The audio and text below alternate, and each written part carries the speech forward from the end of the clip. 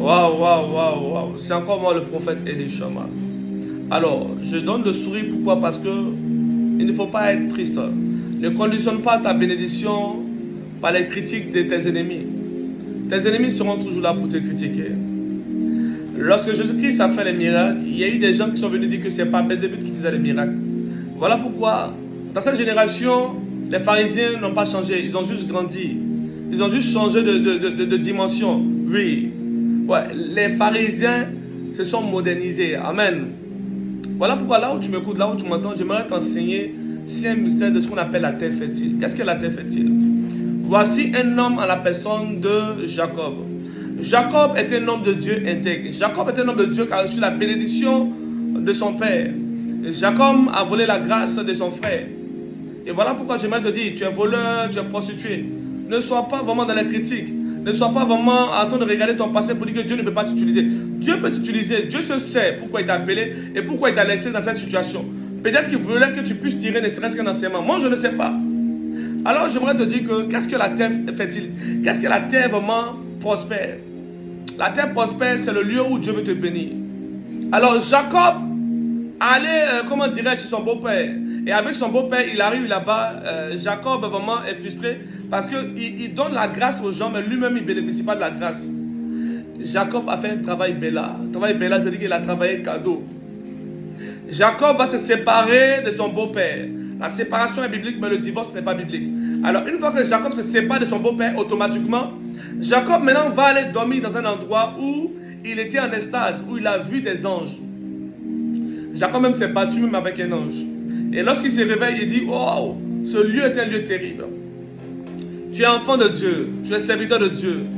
Comme Jacob étant prophète, Jacob ne savait pas que ce lieu-là était un lieu terrible, un lieu qui était habité par la présence de Dieu. Tu peux être homme de Dieu et puis ne pas connaître le lieu de ta bénédiction. Tu peux être une servante de Dieu, tu peux être enfant de Dieu et puis ne pas avoir la révélation de ta terre fertile, de ta terre de prospérité. Amen. Alors j'aimerais te donner cet enseignement pour te dire que demande à Dieu de montrer la terre fertile. C'est vrai, tu as semé, mais tu as semé où? Tu as semé dans un lieu où on te combat. Tu as semé dans un lieu où on te critique. Écoute-moi très bien. Dès l'instant que quelqu'un murmure sur ton argent, il te ferme les portes. Dès l'instant où tu dois semer dans un ministère où on te combat, où on te critique, où on ne te respecte pas, on te ferme les portes. La Bible déclare que Moïse était conscient de son appel et Moïse a voulu sauver son peuple. Lorsque dans la chair il a voulu sauver son peuple, il a automatiquement tué une personne. Moïse est devenu maintenant un assassin, un criminel, insulté de sa nation. Moïse va servir maintenant auprès d'une personne, à la personne de Jéthro dans un désert. Dans le désert, vous savez, dans un désert, il y a la frustration. Dans un désert, il y a la chaleur, il y a les différentes difficultés. Et la Bible déclare que Moïse partait adorer Dieu à la montagne. Comme toi qui t'en vas adorer Dieu toujours chaque dimanche avec ton père spirituel, dans une église, dans une communauté. Et la Bible déclare que un jour, Moïse va aller à la montagne et Dieu va se révéler à Moïse et Dieu va demander à Moïse d'ôter ses sandales de ce lieu. Oui, car ce lieu est un lieu saint.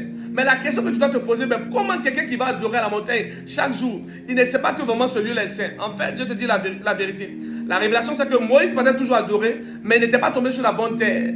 On peut avoir la bonne volonté d'aller adorer Dieu. On peut avoir la bonne volonté d'aller à une église. Mais est-ce que c'est la terre de fertilité que Dieu t'a donnée? As-tu posé des questions à Dieu pour dire, est-ce que réellement là-bas où je m'en vais là, est-ce qu'il y a l'Esprit de Dieu là-bas? Mais le jour où Moïse rencontre Dieu, le jour où Moïse rencontre la terre fertile, Dieu dit, ôte tes sandales de ce lieu. Qu'est-ce que les sandales? Les sandales sont l'orgueil. Les sandales sont le titre. Celui qui vient dans la maison de Dieu avec un titre ne pourra pas vraiment évoluer avec la gloire de Dieu. Celui qui vient dans la maison de Dieu avec la connaissance, il s'est dit qu'il sait tout, il a tous les mystères, ne pourra pas évoluer. Amen. Alors, Moïse va ôter ses sandales. Et dès l'instant où il ôte ses sandales, automatiquement, Dieu va lui donner maintenant des instructions. Dieu va élever Moïse. Dieu va lui donner des dons. Dieu va lui donner des instructions et des anges pour aller dans ses batailles. Amen. Peuple de Dieu, la terre de fertilité, la terre de prospérité, ta terre de bénédiction est très importante. Tu dois interroger Dieu pour cela. Même Abraham, qu'on appelle le père de la foi, Dieu a dû lui dire, éloigne-toi de ta patrie et va dans une autre patrie. Amen. Dieu a envoyé Abraham sur une autre patrie où Dieu a élevé Abraham, a béni Abraham. J'aimerais te poser une question. Réponds en commentaire. Quelle est ta terre de bénédiction? Peut-être que Dieu t'a envoyé ta terre de bénédiction. C'était un homme de Dieu que Dieu avait utilisé pour te bénir. Mais parce qu'il avait des défauts en lui, tu l'as abandonné. Et j'aimerais te poser une question. Tu as abandonné ton père spirituel parce qu'il a des défauts. Peut-être ton père spirituel est colérique. Peut-être ton père spirituel, son problème c'est femme, peut-être comme David. Amen. Mais la question que je vais te poser, ton père biologique, malgré le nombre de fois où il t'a fixé, où il a créé sur toi, parce que tu avais eu à avoir des mauvais comportements dans la maison, est-ce que tu as pu régner ton père? Tu es incapable de régner ton père biologique, ni ta mère biologique. Mais pourquoi le père spirituel qui a pris tes combats spirituels, le père spirituel qui a gêné pour toi, qui a prié pour toi, où tu as vu des miracles, qui a vu des témoignages, dès l'instant où tu atteins un scandale, tu oublies en même temps. Tu oublies en même temps tous les défis qu'il a relevés à travers la prière, à travers le sacerdoce et l'onction qui est sur sa vie. Tu ne te poses même pas la question si c'est par exemple le démon qui l'a chassé en toi, le démon de masturbation, le démon de la prostitution qui est venu le toucher et qui l'a poussé maintenant à tomber aussi lui aussi dans la prostitution. Ce que tu ne sais pas, c'est que quand un homme de Dieu chasse un démon en toi, le démon là, dans la frustration, il vient combattre l'homme de Dieu. Voilà pourquoi je prie maintenant. Toi qui as abandonné ton père spirituel à cause d'un scandale, je prie que tu aies la force de prier pour ton père spirituel.